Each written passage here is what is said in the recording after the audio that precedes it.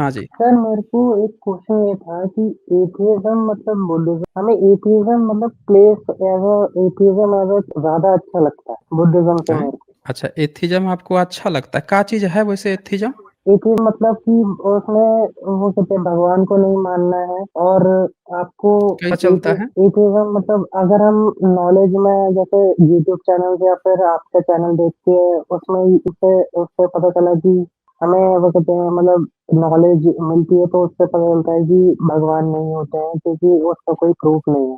ठीक है, बढ़िया है। तो भगवान नहीं है तो फिर आप आपके भगवान तो ब्राह्मणों की किताबों में जो राक्षस है वो भी भगवान को नहीं मानता है। लेकिन तो दिखाया जा रहा है कि राक्षस तो बड़ा गलत-गलत काम करता है। मान लीजिए आप भगवान को नहीं मानते हैं और आप बैठ के दारू सिगरेट खूब फूँकते हैं। भगवान तो मानते आप नहीं हैं, चलिए अच्छी बात है भगवान नहीं है। बैठ के खूब दारू, सिगरेट, गांजा, व्यभिचार करते हैं, हिंसा करते हैं, तबाही मचा देते हैं। हम ही सही हैं, बाकी सब गलत है, जाके लड़ पड़ते हैं किसी से। तो ये सब कैसे जहाँ मन करे झूठ भी बोल देते हैं। कैसे ये सब सुधार कैसे कीजिएगा? एथिस्ट तो बन गए हैं, सुधार कैसे कीजिएगा? सर या कोई दूसरा व्यक्ति है क्या उसको कैसे सुधार लाइएगा कि भैया ये सब काम नहीं करना चाहिए? बुद्धिज्म के बिना भी अगर हम कर सकते हैं जैसे साइकोलॉजी में वो कहते हैं लोग सिखाते हैं वैसे। हाँ, मतलब वही साइकोलॉजी में कौन सिखाएगा? कोई ना कोई सिखाने आएगा ना, सिखाएगा कौन? वही तो पूछ रहा हूँ मैं। किसी सर मतलब साइकोलॉजिस्ट लेकिन का नाम बता दीजिए जो आपको सिखाएगा, फिर लोगों को इकट्ठा करेगा, कहेगा, "ए नास्तिकों सुनो, हम ये बताते हैं, ये मत करना, वो मत करना।" कहीं न कहीं कोई ना कोई बताएगा ना, कौन बताएगा? हाँ सर सर लेकिन मतलब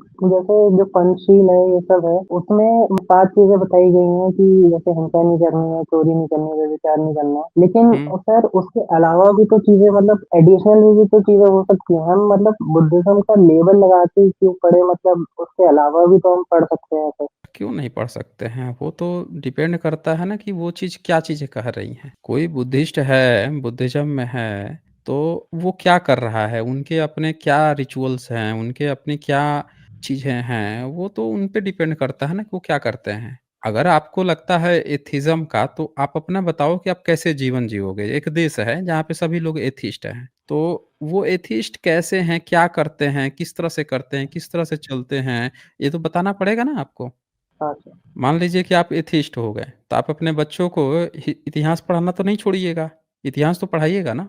हाँ सर। तो इतिहास पढ़ाइएगा तो पढ़ाइएगा ना कि भाई भारत में तथागत ने ये विचारधारा थी, वो लोग इतने आगे निकल चुके थे कि उन्होंने लोगों को पढ़ाने लिखाने की सोची, यूनिवर्सिटी खोले, तब विदेश से लोग आते थे हमारे देश में पढ़ने के लिए। तब बच्चा पूछ देगा कि सर जब बुद्धिज़्म था तो विदेश से लोग अपने देश में आते थे पढ़ने और आज जब एथिज़्म है, हम लोग एथिस्ट बन रहे हैं तो विदेश से कोई नहीं आता, हम ही लोग को उल्टा जाना पड़ता है। तो हम लोग कहीं पीछे जा रहे हैं कि आगे जा रहे हैं? पूछेगा ना बच्चा।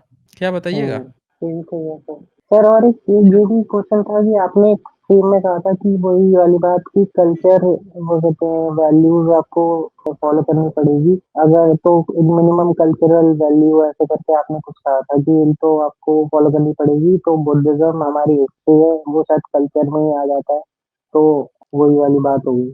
देखिए, हमेशा याद रखिए, आपको जब भी कोई आएगा ना, कहेगा कि नहीं हमको बुद्धिस्ट नहीं कहना चाहिए, कोई न कोई आपको अंधेरा का टार्च बेच रहा है। बुद्धिज़्म जो है कोई धर्म मज़हब थोड़े ही है, धर्म मज़हब रिलिजन नहीं है। बुद्धिज़्म आपका वे ऑफ लाइफ़ है। कई घर में गुरु होते हैं ना, माँ-बाप पहले गुरु होते हैं, वही ना आपको बचपन से कुछ सिखाते हैं। हम्म, खाना-पीना, सुसु-पोटी करना, कपड़ा पहनना, कौन सिखाता है? आप ऐसे ही पैदा होके थोड़े सीख जाते हैं। आज की डेट में आपको एहसास भी नहीं होगा कि आपने शर्ट का बटन लगाना सीखा, पैंट पहनना सीखा, नहाना सीखा। आपको लग रहा होगा क्या ये तो कोई भी कर लेता है, हम भी कर लेते हैं। लेकिन आपको ये थोड़े याद है कि बचपन में आपको कई बार माँ ने नहलाया, पिता ने नहलाया। आप उस चीज़ को देखते-देखते खुद करने लगे और आज जब इतने साल हो गए करते हुए तो आप भूल गए हैं कि वो भी आपने किसी से सीखा था पहली बार। देख-देख के हम्म, सीखा था। तो बुद्धिज़्म वही तो चीज़ है, आपका वे है, वो आपके कल्चर है, आपका कल्चर का पार्ट है, उसी को तो देखकर हम बड़े हुए हैं, फले प बड़े हुए हैं, हर काम वही से तो कर रहे हैं। आप किसी को नमस्ते करते हैं, नमस्कार करते हैं, हाथ जोड़ते हैं, वो बुद्धा की 10वीं मुद्रा है, नमक्खार मुद्रा है वो। नमस्ते जो शब्द जी है, बुद्धिज़्म का है।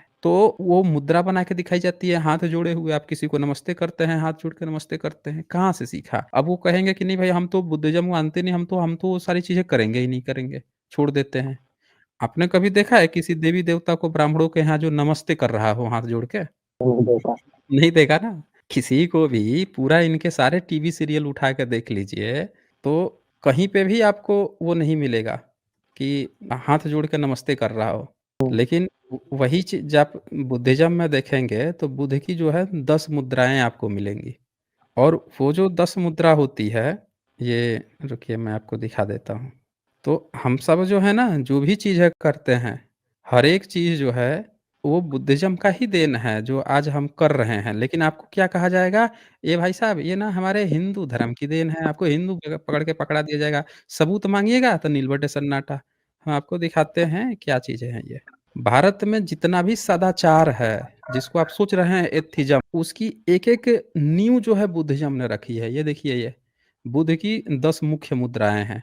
धम्मचक्र मुद्रा, ध्यान मुद्रा, भूमि स्पर्श मुद्रा, वरद मुद्रा, कर्ण मुद्रा, वज्र मुद्रा, वितर्क मुद्रा, अभय मुद्रा, उत्तर बोधि मुद्रा और अंजलि मुद्रा। ये जो अंजलि मुद्रा है इसी को नमस्ते मुद्रा या नमक्खार मुद्रा कहते हैं। देखिए मैं दिखाता हूँ अभी इसको। देखिए अंजलि मुद्रा, दिख रहा है आपको? ये अंजलि मुद्रा। अभिवादन, अभिवादन करते हैं ना, प्रार्थना और हुँ, आराधना का प्रतीक है, जो हाथों को सीने के पास जोड़कर किया जाता है। देख रहे हैं आप? अंबानी जी का देखते हैं? अंबानी हाथ जोड़ के सीने पर खूब वो कर रहे थे। वो तो बाहर भी जाके मतलब बुद्ध का ही नाम लेते हैं। मतलब हुँ। नीता अंबानी हो गया। हाँ, मतलब हाथ जोड़ के खूब ऐसे-ऐसे हाथ हिला-हिला के खूब नमस्ते कर रहे थे। ये जो आप जाके हर जगह जो हाथ जोड़ते हैं किसी भी देवी-देवता के आगे, तो आप हाथ जोड़ते हैं देवी-देवता के आगे और वो सिखाया आपको किसने है?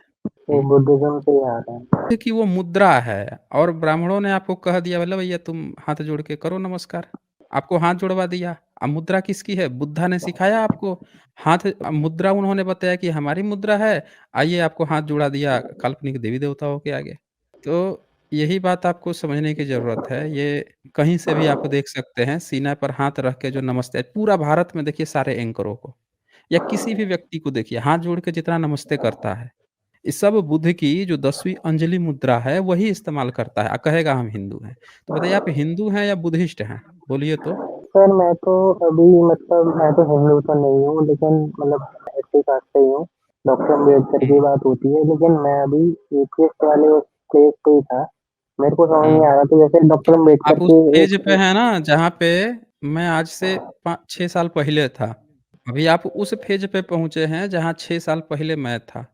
ठीक है? मैं भी यही सोचता था कि धर्म-वरम, रिलिजन ये वो सब क्या होता है? ये सब कुछ नहीं है, एथिस्ट होना चाहिए। ईश्वर-उश्वर भगवान नहीं मानना चाहिए, सब ये होना चाहिए। लेकिन आप जैसे-जैसे अपना रिसर्च आगे बढ़ाते जाएँगे, पढ़ते जाएँगे, खोजते जाएँगे, तो आपको पता चलेगा कि भारत में जितनी शोषण की व्यवस्था है, वो सारा शोषण की व्यवस्था इसी आधार पे है कि किसी चीज़ को दबाया जा रहा है। और किस चीज़ को दबाया जा रहा है? आपको क्या लग रहा है कि शूद्रों पर अत्याचार हो रहा है, अंत्यजों पे अत्याचार हो रहा है, एससी, एसटी, ओबीसी पिछड़ा हुआ है, इसका कारण क्या है? इनके पिछड़ने का कारण क्या है? सर वही है कि ब्राह्मणिज़्म की वजह से वो पिछड़े हैं। मान लीजिए कि ये सब लोग नास्तिक बन जाएँ, एससी, एसटी, ओबीसी सब नास्तिक बन जाएँ, तो क्या ब्राह्मणिज़्म ने जो इनके ऊपर शोषण कर रखा है, वो शोषण हट जाएगा, खत्म हो जाएगा? इनको हक अधिकार मिल जाएगा?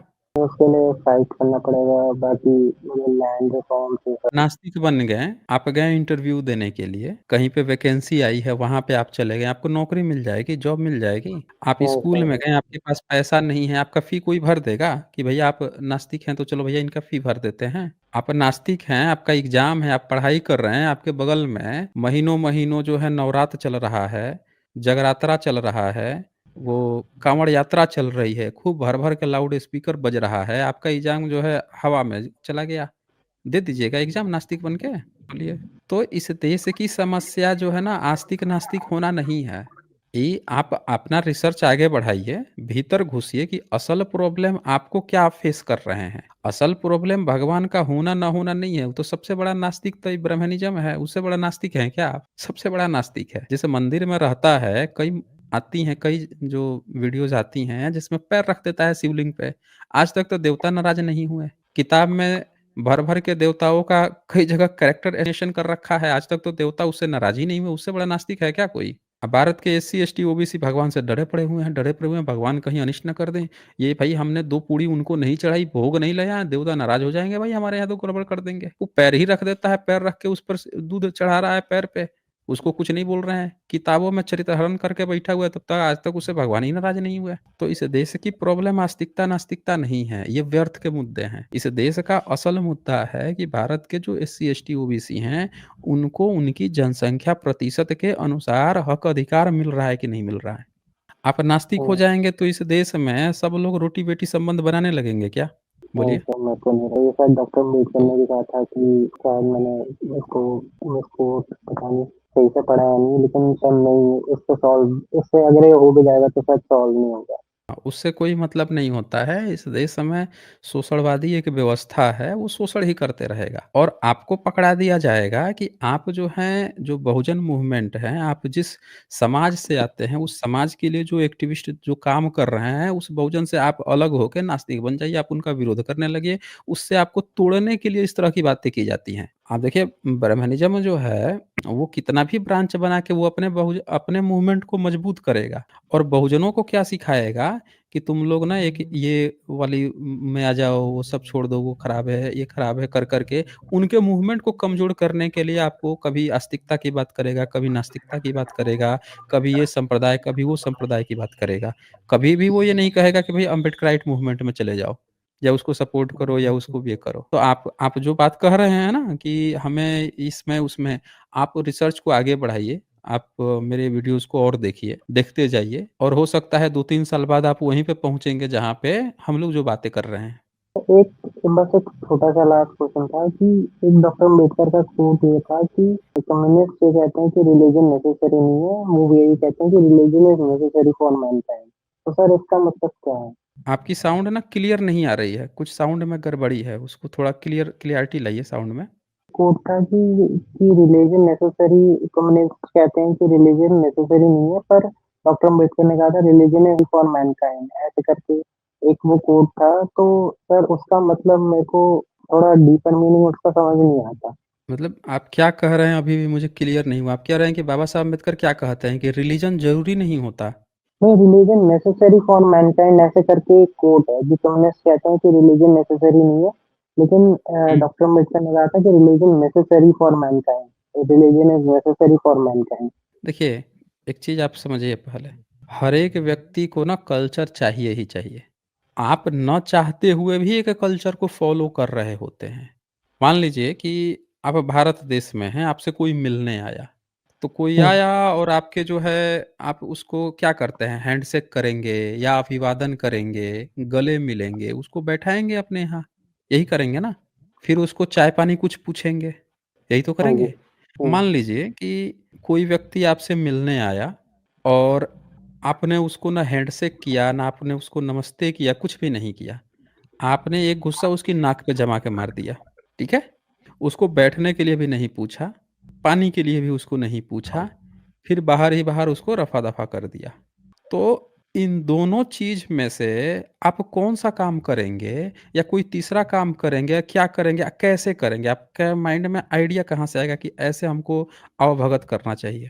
सर वो तो मतलब वही बात है कि कल्चर मतलब जो हमारे मम्मी-पापा सोसाइटी ने सिखाया कि इस तरीके से आपको मतलब नमस्ते करनी होती है, लोगों को विश करना होता है, वहीं से आएगा। हाँ, उसी को कल्चर कहते हैं। जो चीज़ आपको आएगा ना, वही मैंने बताया कि अभिवादन के तरीके जो हैं बुद्धिज़्म से आया है। आप जो भी काम करते हैं वो हर एक चीज़ बुद्धिज़्म ने बताया है, वही हमारा कल्चर है। आप जितने भी चीज़ें आज प्रैक्टिस करते हैं, चाहे आस्तिकता के या नास्तिकता के नाम पे, सब बुद्धिज़्म का ही है। ठीक है, आप ऐसा कीजिए, आप देखते जाइए, आपको बहुत कुछ अभी ज्ञान मिलेगा। ओके। हाँ जी, शास्त्री, बताएँ क्या कहना चाहते हैं?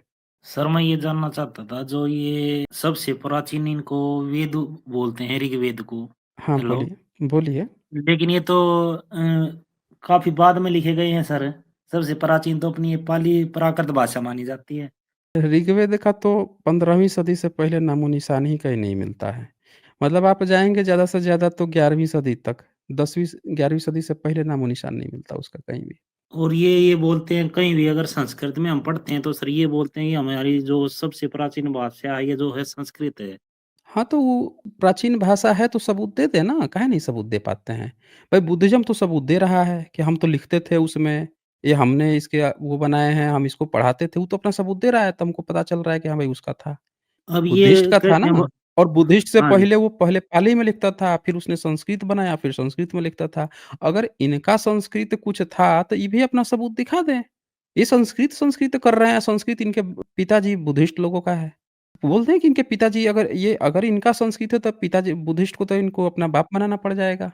बोल दें ना सीधे-सीधे कि बुद्धिस्ट ही हमारे पिताजी लोग हैं, बोल दें फिर। ये जो पाली है ये भी सर 2500 साल पुरानी हुई ना, जहाँ महात्मा नहीं, बुद्ध ये का तो बहुत जन्म बहुत पुराना है। पाली जो है ना, पाली बहुत पुराना उसमें है। हुआ। देखिए, असल में जो प्राकृत होता है, प्राकृत, प्राकृत का मतलब हो गया जो प्रकृति से निकली हुई भाषाएँ हैं।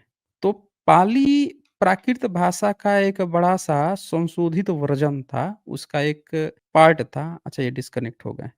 तो वो जो पॉइंट था ना कि मतलब जो संशोधित वर्ज़न था, उसी में बुद्ध के वचन लिखे गए। तो कोई सोचता है ना कि पाली आया, पाली पाली हमेशा से ही था, बहुत पहले से था। उसका धीरे-धीरे संस्कार होते चला गया पाली का। उसके व्याकरण बने ताकि बुद्ध के वचन को अच्छे से समझाया जा सके, और इसीलिए वो उस भाषा पे सबसे ज़्यादा काम हुआ, इसीलिए वो संशोधित होता रहा। ये चीज़ हुआ है। और संस्कृत तो बहुत बाद में बना, पहले पाली में सारी चीज़ें लिखी गईं, अब पाली में लिखने के बाद से फिर संस्कृत बना, तो फिर संस्कृत में लिखी गई है। सर ये मैं बोल रहा था जो अपनी पाली जो भाषा है कितनी पुरानी होगी? पाली प्राकृत का ही, जब बुद्ध के वचन थे ना, तो हाँ जी, पाली प्राकृत भाषा को और थोड़ा-सा वो किया गया, रिफ़ाइन किया गया, क्योंकि बुद्ध के संशोधित। वचन को, हाँ, रिफ़ाइन संशोधित किया गया, ताकि बुद्ध के वचन को ना, वो उसमें लेके और बड़े आसानी से उसको गाया जा सके और लोग उसको बड़े आसानी से याद कर सकें। अच्छे से उसको व्याकरण से सजा दिया जाए ताकि लोग उसको अच्छे से किया जा सके। तो प्राकृत जो भाषा थी, तो पहले पाली बनाई गई। पाली में बुद्ध के वचन संकलित हुए, पहला संगीतयान हुआ, दूसरा हुआ, तीसरा। पर ये नहीं है कि इसका मतलब नहीं था पाली, पाली था, लेकिन रिफाइंड फॉर्म में नहीं था, प्राकृत के रूप में पहले से ही चला रहा था वो। पहले से इसीलिए ये आप, जैसे महात्मा बुद्ध से पहले से ही सर। हाँ, पहले से ही आपको तुर्की में 3400 साल पुराना एक इंस्क्रिप्शन मिला, जिसमें पाली का जो नंबर सिस्टम है, वो लिखा हुआ मिला है वहाँ पे। पाली की तरह बिल्कुल पाली में जो नंबर सिस्टम होता है, वो लिखा हुआ मिला है वहाँ पे। संस्कृत में नहीं, पाली में लिखा हुआ मिला है। यानी तथागत के जन्म से, मतलब आप समझे कि 800 साल पहले भी पाली का नंबर सिस्टम मिला है वो तुर्की में। सोचिए। तो इससे ये भी पता चलता है कि भारत के लोग जो व्यापार करने जाते थे, जो सिंधु घाटी सभ्यता के लोग व्यापार करने जाते थे, मेसोपोटामिया में एक इंस्क्रिप्शन मिला, सिंधु घाटी सभ्यता के समय का, जो बताता है कि भारत से व्यापार करने लोग आते थे। तो भाषा, लिपि, नाप-तौल, वहाँ से मोर आता था, हिरन आता था, ये सब लिखा हुआ वहाँ मिला हुआ है। इससे पता चलता है कि लोग आते-जाते थे, इसीलिए वो भाषा वहाँ पे नंबर सिस्टम बुद्धिज़्म का मिलता है।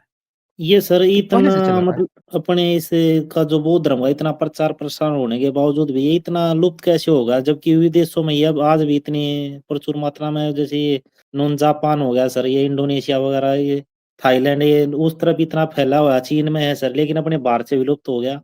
भारत से विलुप्त नहीं हुआ है। भारत में जो धम्म के, बुद्ध के कार्य को आगे बढ़ाने का जो ठेका था, वो था भिक्षु संघ पे। लोग नहीं विलुप्त हुए, भिक्षु संघ पे था। तो भिक्षु संघ में घुसपैठ हुई, जो उसमें क्या किया, जो भिक्षु संघ के जो अच्छे जो विचारक लोग थे, उनकी हत्या की गई है। उनको मारा गया है, काटा गया है, उनकी चीज़ों को तहस-नहस कर दिया गया, उस पर कब्ज़ा कर लिया गया है।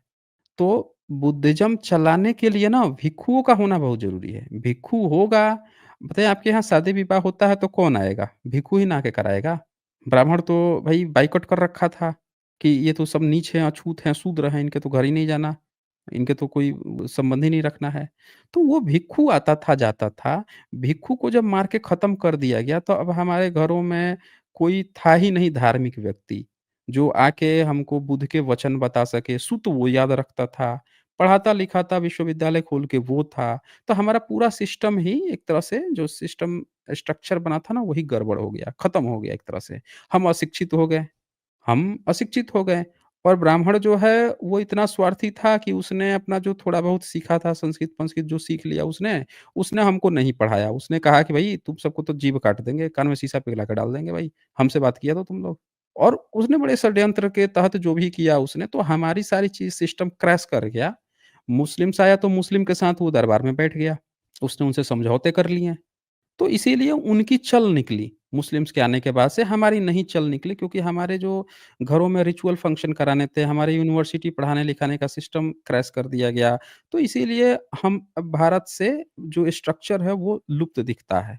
क्योंकि भिक्षु संघ का गायब होना, मारना, काटना, खत्म कर देना। ब्राह्मणिज़्म अगर अंग्रेज़ों के समय तक ब्राह्मण जो है उसकी धर्म ग्रंथ ब्राह्मण तक ही थे, किसी दूसरे में नहीं थे। किसी क्षत्रिय तक में या वैश्य तक में भी नहीं थे। समझ रहे ना? हाँ जी। 1857 में तो क्षत्रियों ने केस लड़ा है, प्रिवी कौ सुप्रीम कोर्ट में, जिसमें ब्राह्मण गवाही दिया है कि राजपूतों को बोल रहा है कि हमारे परशुराम तो खत्म कर दिए थे, तो ये राजपूत जितने ही सब शूद्र हैं, हमारा कोई क्षत्रिय नहीं होता है। गवाही दे रहा है भाई प्रिवी काउंसिल में। लेकिन अंग्रेज़ों ने राजपूतों का पक्ष लिया और उनको कहा कि चलो आप यहाँ के राजा में हो, तो हम आपको क्षत्रिय वर्ण व्यवस्था में क्षत्रिय का दर्जा देते हैं। तो छतरी का दर्जा ब्राह्मण नहीं दिया है, अंग्रेज दिए हैं सब। वैश्य भी लोग केस किए थे। वैश्य को तो दिया भी नहीं, लेकिन जैसे क्षत्रियों का फैसला आ गया, तो ये लोग पैसे खर्च करने लगे। पैसा लगे फेंकने ब्राह्मण का।